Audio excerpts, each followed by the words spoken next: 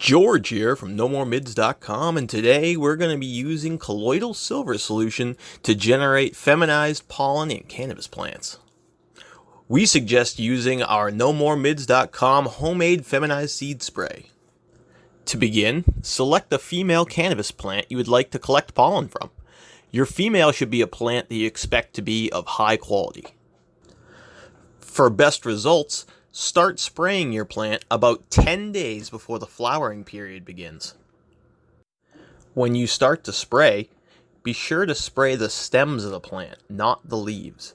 The stems hold all the receptors we're trying to block with the silver spray. Repeat spraying twice a day for 3 to 5 weeks, or until the male flowers develop. This specimen took about 4 weeks to fully develop male flowers. And here you can see about a week later in full bloom.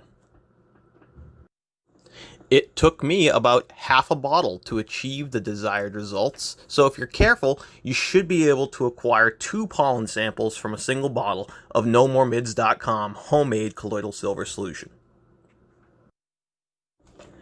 Please note, plant material sprayed with colloidal silver solution is not safe to consume in any way. After collecting the pollen, the remaining plant should be disposed of. Be careful of unintentionally spraying other plants during the process.